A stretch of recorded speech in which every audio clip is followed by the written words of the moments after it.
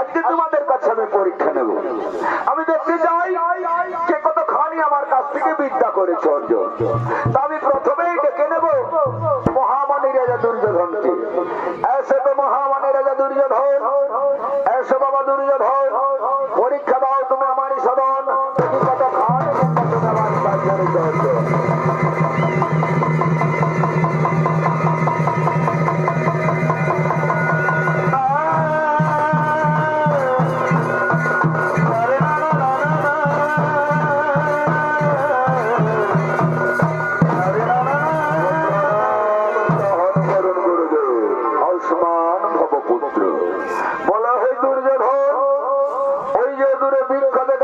বৃক্ষের মধ্যে তুমি কি দেখছো? হে মহানুভব, বৃক্ষের মধ্যে দেখতে পাচ্ছি একটা কি সুন্দর পক্ষী শাবক বসে আছে। আচ্ছা বাবা, আচ্ছা। আর ওই পক্ষী শাবকের কোন কোন অংশ দেখছো? গুরুদেব, পক্ষী শাবকের সর্বাঙ্গ সুন্দর সবুজ বর্ণ দেহতার, দুটি পা, দুটি ডানা, হলুদ বর্ণ ঠোঁট, চোখ দুটি যেন জল জল করে আমার দিকে দেখে আছে। হলো না, হলো না, হলো না, হলো না। যাও তবে আসন গ্রহণ করে যাও।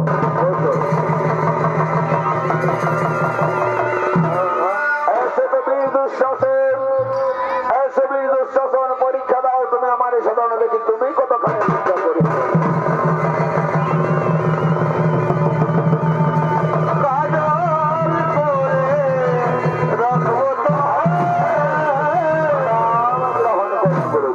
কল্যাণ হোক দেব। বলো হে দুঃশাসন, তুমি কি দেখছো বৃক্ষের মধ্যে? হে গুরুদেব, ওই বৃক্ষের মধ্যে রয়েছে একটা কাষ্ঠের পক্ষী সেবক মাত্র। আচ্ছা বাবা, আচ্ছা, আচ্ছা, আচ্ছা। আর ওই কাষ্ঠের পক্ষী সেবকের কোন কনকনাংশ দেখছো গুরুদেব? দুটি পা দেখতে পাচ্ছি, দেখতে পাচ্ছি দুটি ডানা, হলুদ বর্ণ ঠোঁট, চোখ দুটি যেন মিটমিট করে হলো না হলো না হলো না হলো না হলো না হলো না। যাও যাও বসে যাও, যাও।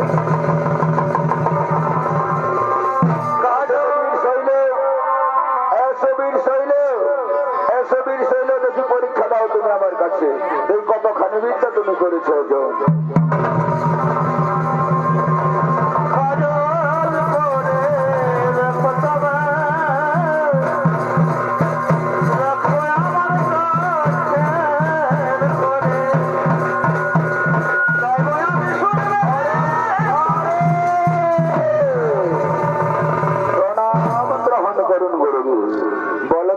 বলো তো দাদা, কি দেখছো বৃক্ষের ডালে? গুরুদেব, ওটা একটা মাটির পক্ষী শাবক তৈরি করে বসানো রাখা আছে। আচ্ছা বাবা, আচ্ছা। আরে মাটির পক্ষী শাবকের কোন কোন অংশ আছে গুরুদেব? দুটি পা, দুটি ডানা, হলো হলো না হলো না হলো না হলো না হলো না হলো না। যাও যাও যাও,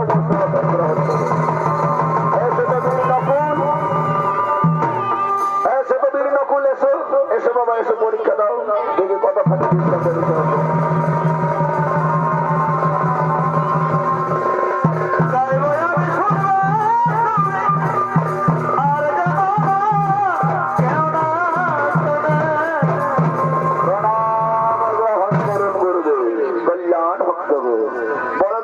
তুমি কি দেখছো গুরুদেব? বলতে বড় ভয় হয়, লজ্জা হয় প্রাণে।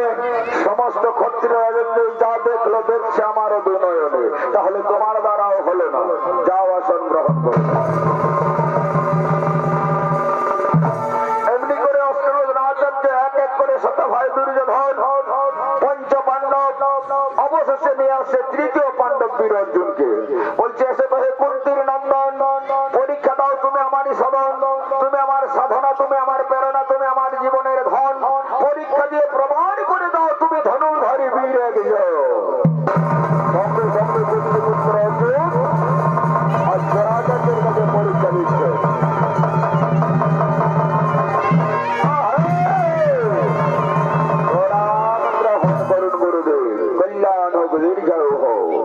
বলো তো হে কুন্তি নন্দন, কি দেখছো বৃক্ষের মধ্যে?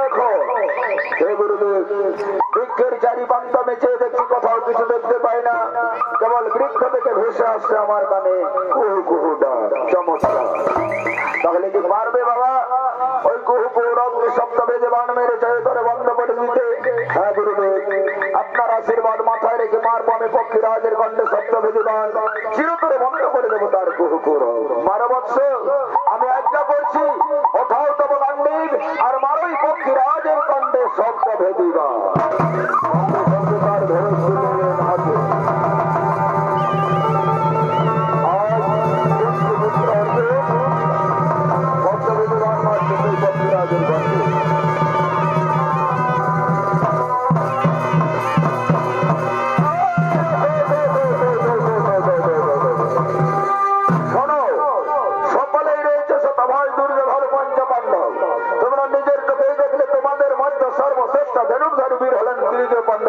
অর্জুন। এই অর্জুন ছাড়া তোমাদের মধ্যে কেউ সমস্ত বিদ্যার পারদর্শী হতে পারলেন না, শব্দ ভেজে বান মারা শিখলেন না। একমাত্র দ্বিতীয় পাণ্ডব বীর অর্জুন ছাড়া কেউ শব্দ ভেদে বান আর শিখতে পারলেন না। তাহলে আর বিলম্ব নয়, চলো গৃহ বিমুখে এখন যাত্রা করা যাক। চলো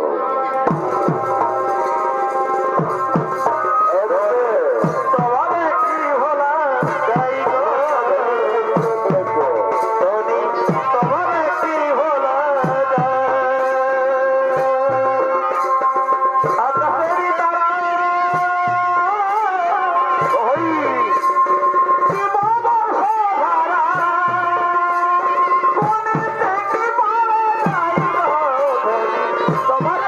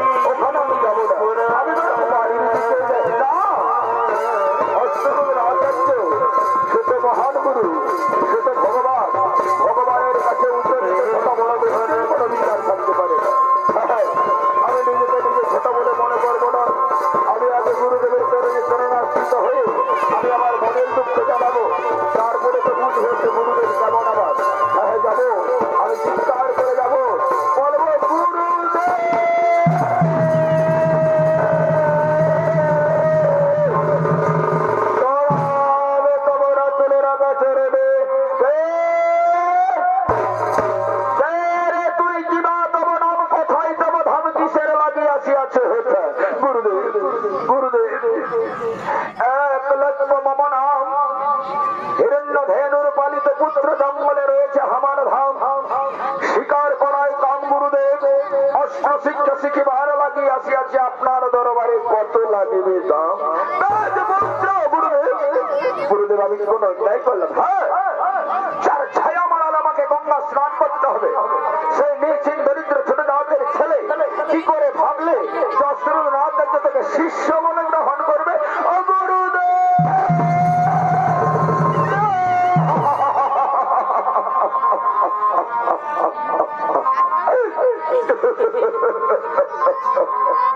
গুরুদেব ঠিকই বলেছেন গুরুদেব, আমি নিজ, আমি হীন, আমি দরিদ্র, আমি ছোট জাত। আপনি কি বলতে পারেন গুরুদেব, এই যে ক্ষত্রিয়দের আপনি শিক্ষা দিচ্ছেন, এই ক্ষত্রিয়দের দেহের রক্ত যদি লাল হয়ে থাকে, তাহলে আমারও দেহের রক্ত লাল আছে গুরুদেব। ক্ষত্রিয়দের যদি আপনার কাছে অস্ত্র শিক্ষা পাই, তাহলে আমি কেন পাবো না গুরুদেব? কেন পাবো না? কেন না? কেন না? কেন না?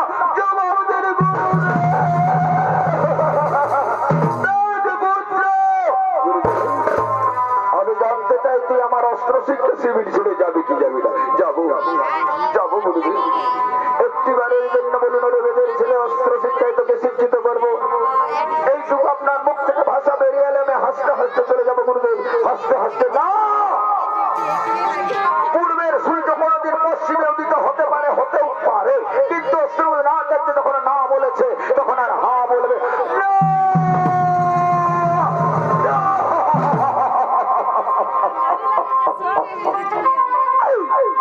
গুরুদেব গো, আপনি এত বড় শর্ত সাপেক্ষে নেবেন না গুরুদেব, এত বড় শর্ত সাপেক্ষে নেবেন না।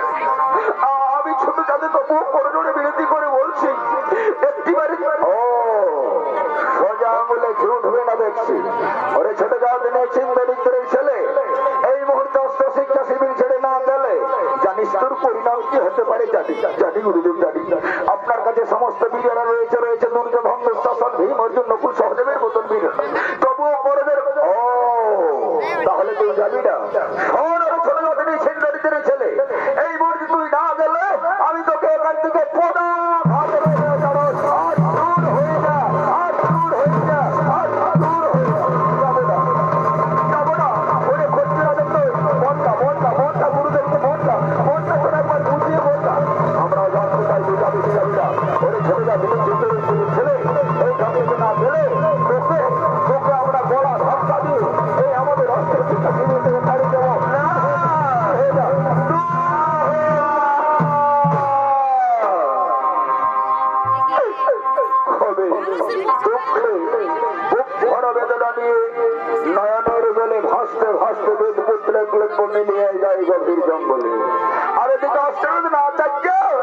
শিষ্যদের নিয়ে আনন্দের সহিত তারা নিজা নিজালয়ে করেছেন গমন।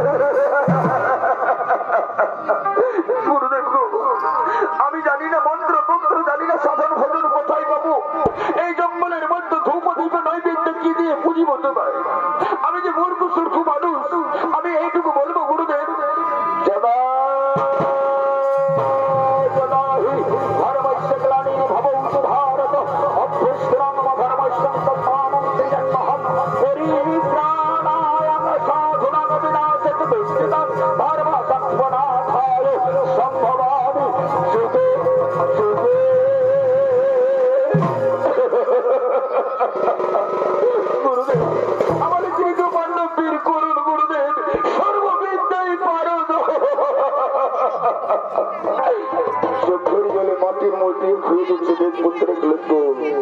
আবার চোখের জল যখন ফুরিয়ে আসে, আত্মহারা হয়ে নৃত্য করছে জঙ্গলের মধ্যে।